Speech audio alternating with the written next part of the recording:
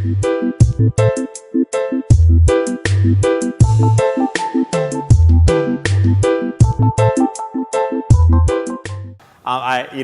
issues you raise are especially meaty. One thing we do have to stress is that the cooperation that we've had, especially around addressing the telecoms fraud, the so-called lotto scamming, is unprecedented. And that U.S. and Jamaican law enforcement work hand in glove. And I would say, talking to my law enforcement colleagues, there are multiple daily operations. It's a continuous operation to counter this and other transnational threats, including narcotics trafficking. So on a level of cooperation, law enforcement to law enforcement, and we have an ambassador who was the person who ran and created Plan Colombia in the late 90s, and his assessment is that the cooperation is unprecedented between our two law enforcement agencies. I have no doubt about that. So with that, Ms. Clark, I don't mean to be rude, but just consider me a pinch hitter, and I'm going to talk from the political perspective. Last week, there was a meeting in Washington of JPAC. That was the Jewish Pact. And every elected official running for office who wants to be a president made a presentation. We are here in the United States with the same ability, brain power, and if we would cooperate with each other the way that the other ethnic communities do, and especially to vote, and for people to understand that our vote is a threat to their not being in office, we would get what we want for Jamaica and for the rest of the Caribbean. So we could start whatever diaspora movement we want to start, unless we use the diaspora here to be able to help Jamaica. Going back home and offering yourself without going with $1, it's not going to help. So I am just saying to all of us in this room, we need to reconfigure, work with the Brain Trust, and we have them here, so that there is no lack of information about what the needs are for Jamaica. We have to insist the way other groups insist on their money, because it is our tax dollar that goes someplace else. And we have people in the United States of America, from the highest height in government to the lowest low of what immigrants do.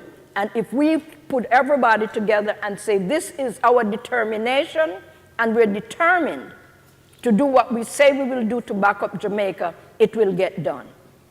Well, I think we've got, for the audience, I think that's a call to action, and it's going to be interesting to hear what the audience has to say. With that, I'd like to call up our representative from Jamaica, Deputy Consul General here at the Consulate in New York, Mr. Darren McCreath.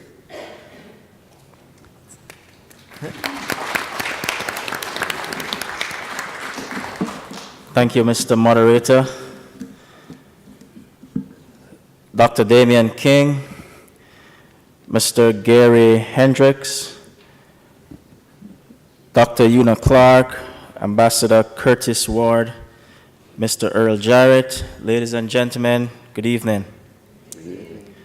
I'm delighted this evening to share in this public forum on the future of Jamaica-USA bilateral relations. I am equally honored to bring you greetings on behalf of Consul General Herman Lamont, who also wishes you a successful and rewarding evening. You don't know where you're going until you know where you have been, were the quotes of Abraham Lincoln. And since the establishment of diplomatic relations between the USA and Jamaica on the 6th of August, 1962, years before I was born,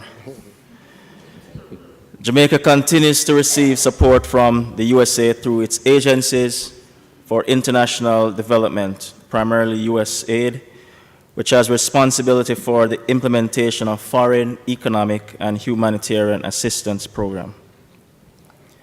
And such support has been mainly for community programs pertaining to youth at risk, youth entrepreneurship, and assistance to community policing branch of the Jamaica Constabulary Force.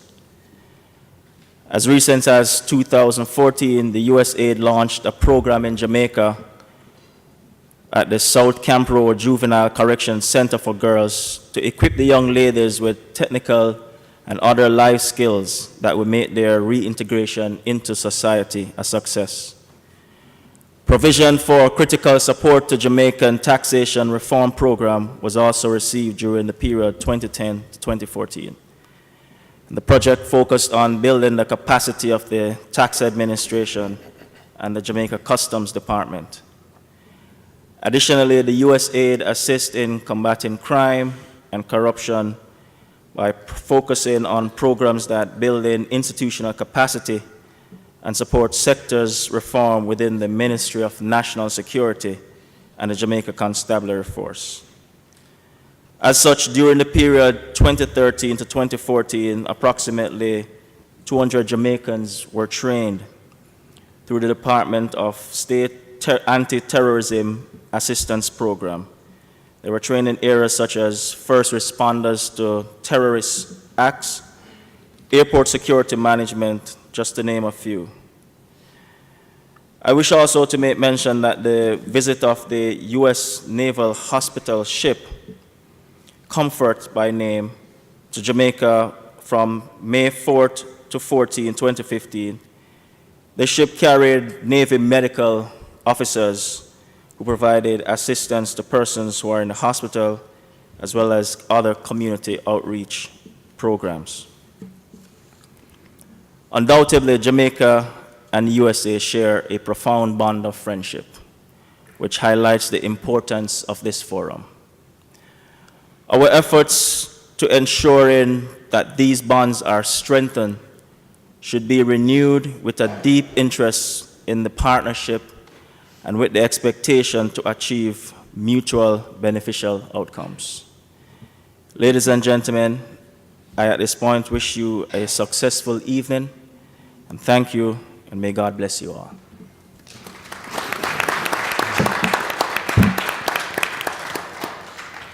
And with that, I'd like to throw open the first question to the panel, and I think it's, the reason we're all here today and why we all came up is what can the diaspora do to contribute? Let's start first with good governance and then move on to security in the bilateral relationship. And I see Mr. Jarrett eager to jump at the question. So we'll go to Mr. Jarrett first. What can the people in the audience and watching at home do? Well, first of all is that the Jamaicans in the United States, in the diaspora, have tremendous knowledge, have expertise in the areas of governance, having had the experience in some instances of working within businesses and within the public sector here. And that knowledge could be used to improve the governance framework within Jamaica. That can be done in a number of ways. One could start at the level of making persons available to serve on boards of directors within Jamaica. In fact, we're at a moment now where the government has changed recently, and within the next few weeks we'll see a rush of appointments to state boards and agencies, and there's an opportunity to make yourselves available where you have the requisite skills to support those efforts to find good persons to provide oversight for a number of state organizations that themselves make significant decisions, yes, but also a significant amount of money do pass through those agencies. So first of all is to make oneself available. And I know the question arises, how do I make myself available?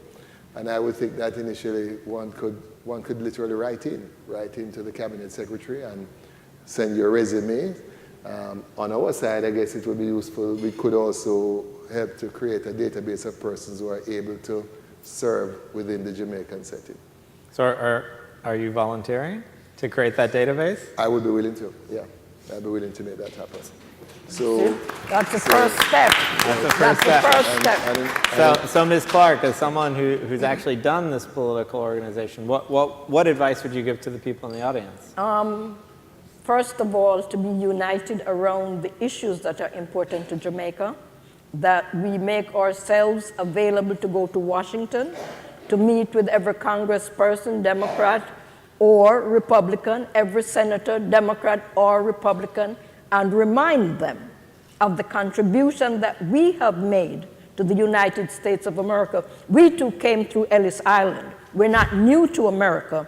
We just put ourselves in a position where nobody knows, because until I said I was a Caribbean American, nobody would own up that they were Caribbean American. I had to make an affirmative that we are Caribbean American. When somebody asked me, how do you call yourself? I said Caribbean American. And there were people who thought I was separating myself from the African American community. And I just had to say, you didn't take a plane or a boat or a ship or stowaway to America, because we have our dreamers here too, as we have our folks who came for employment, as well as the persons who came to make a better life for themselves and their families. And every other immigrant group, that's their story. So we need to tell our story and show Washington that we are not sleeping. Jamaica, we want to make sure that they give us what we think we deserve and should get, not in a bad way, but we can look what everybody else gets, and we can count. Many of us are accountants, so you can cut up the budget. I used to do that at City Hall. I used to tell everybody we're 51 members, and if I get 1/51st of everything that's there, that would be my fair share, but I will give some of what I deserve to somebody else who needs it more than I do. So that's the way we should do that. It's our unity and our working together as JPAC work together to make sure that the borders of Israel is always secure. We have to make sure that we do the same thing to make sure the borders of Jamaica is always secure. Sorry, are you suggesting that the accountants comb over both the U.S. federal budget and the Jamaican national budget? But we will do both, and we will figure out where the deficit is. and I can bet you the deficit is on this side. So Ambassador, specifically around good governance, and you were in the earlier discussions this morning. What's the advice? How can people contribute? Well, you know, governance is at the heart of economic growth. It's at the heart of social reconstruction. It is essential for any country to move forward. A lot of questions have been raised from time to time about governance in the Jamaican context. And somehow it seems as if the solutions are evading us, because there is a cultural orientation which needs to be changed.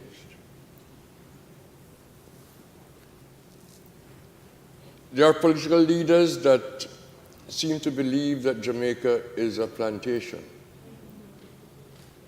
and that the people work for them. It's the other way around. Well, I think that's exactly why we're here tonight. It's a dialogue between democracies. They work for the people. And we have to change that orientation of our leaders. And we have to hold them, make them accountable for whatever they do. People are allowed to make mistakes, because none of us are infallible, not even me. So, Dr. King. You know, when I look out at this audience of overseas Jamaicans, as is the case with those who live in Florida, those who live in Toronto, and those who live in the UK, you're not just Jamaicans who happen to live abroad. You're actually quite a special group, and you're a special group for three reasons.